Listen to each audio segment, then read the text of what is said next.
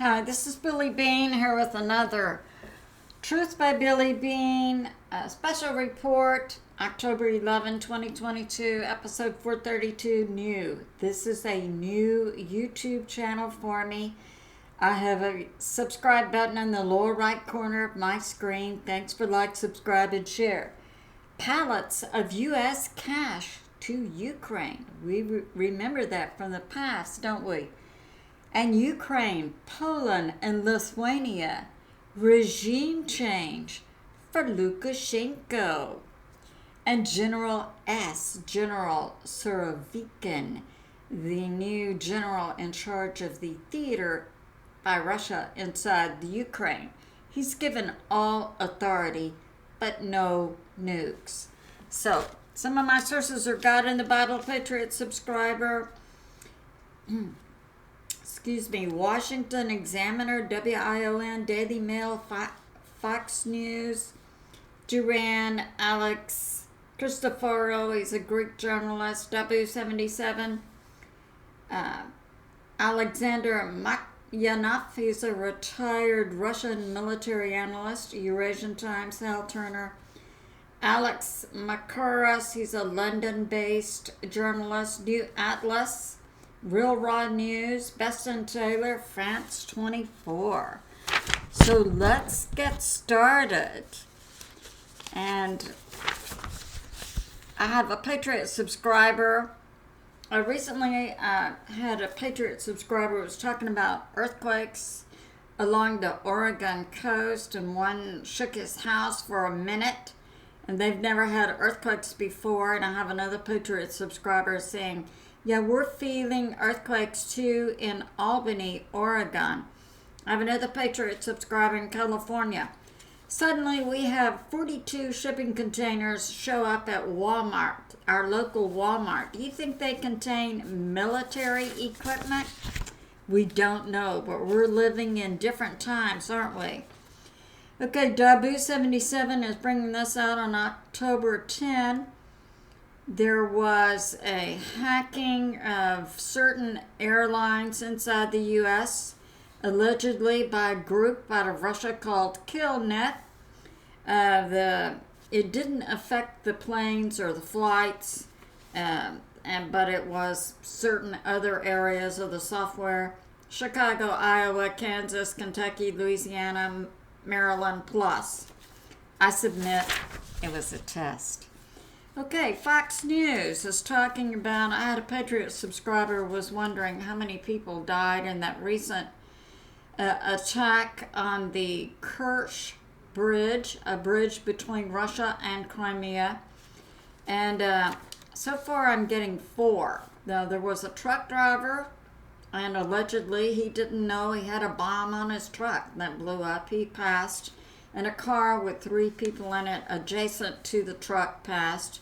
But there were missiles and other bombs from a boat and other ways that came in. And so we don't really know yet how many passed.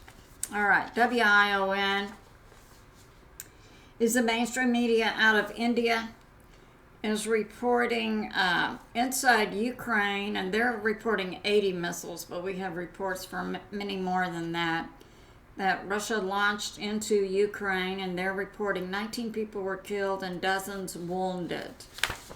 Okay, now we have this. This has to do with that recent attack on the pipeline for Russia. I'll draw you a map. Okay, we have Russia, and we have Germany. And they had a natural gas and oil energy pipeline that went in this way. The N1 was actually 2 pipelines. The N2 was not yet online, and it was blown up September 26. And we had then a recent report I detailed in another video I made that the explosion here was actually watched in the U.S. Situation Room. That wouldn't be JB, he's the actor puppet, but by deep state members. And then Werx came out with this information that a software program, Spyglass, could go back in time and capture the flight. And so a flight of a P-8 U.S. spy plane was captured going over and over this area on September 26, about 4 a.m. And so that would have been when it could have been watched in the U.S. Situation Room. Now, Real News is reporting that the crew of this plane that came out of Iceland has been arrested. The pilot, co-pilot, relief pilots, and a crew of 5. It's a total of 9. And also, a U.S. Air Force Colonel, Blaine Baker, has been arrested. And they are investigating Secretary of the Navy at this time. But for sure, they have arrested the crew, and we know the crew of the plane just would have been taking orders, but they've also arrested U.S. Air Force Colonel Blaine Baker to see what he knows about the planning that went on. And yeah, it was Iceland, and they normally Flight Radar 24 or Flight Aware tracks planes. Transponder was off, but they've been able to get information, and they can place the plane over the pipeline at the time that the explosions were also registered on Sweden's seismograph, like a 2+ earthquake. Okay, so yeah, that's going on. Now, we have this.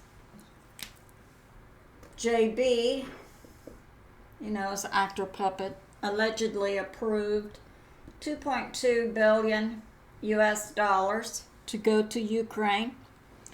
And the way it was collected was it wasn't authorized through Senate.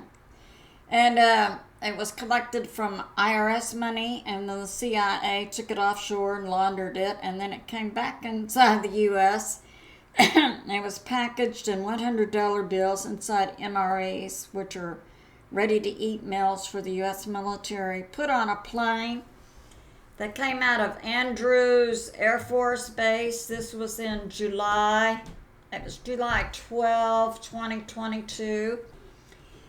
And that, there was a second plane with the Ukraine ambassador, Bridget Brink. And she was on a second plane. So this went to Warsaw, Poland, and landed. And then 90 minutes later, Brink came, and she had 10 snippers, and she could get one of the packages of the MREs with and show that it had the $100 bills in it to Ukraine. Lieutenant General Shop Kala.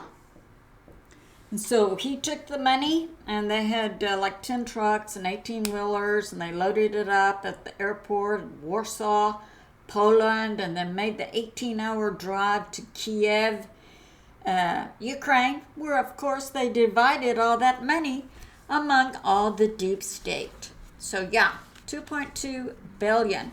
And so the White Hats, the U.S. military under Marine General David Berger, arrested Ukraine Ambassador Bridget Brink on Saturday, October 8, at her home in Ferndale, California, and charged her with treason.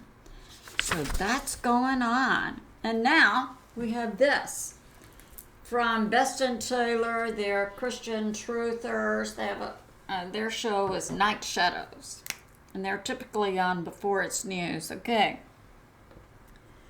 So Best and Taylor are reporting this, and one of their sources is Hal Turner, a former CIA, now truther. Okay. That, from Russia to Belarus went, we know, 20,000 troops. We had another source for that. And the new information that Best and Taylor is bringing out is, here we go with a map. We have Luhansk, Donetsk, Zaporizhzhia, Kherson. These 4 areas were recently incorporated into Russia. And I found it odd that Russia made this strike right on the outskirts of Zaporizhzhia. Now we find out why. There were shadow, NATO, US, plus 5,000 from Poland. And we don't know if they were regular military or mercenaries, but most of these were taken out by the strikes. But we are understanding that the Polish individuals and the other shadow NATO and US troops were to put together troops to bring about a regime change in Belarus, to take out Lukashenko, who's been in power in Belarus since 1994, and it involved Ukraine, Poland, and Lithuania. Now documented by multiple sources. And Russia, took them out. All right. So now we have the Washington Examiner bringing out this information on October 10.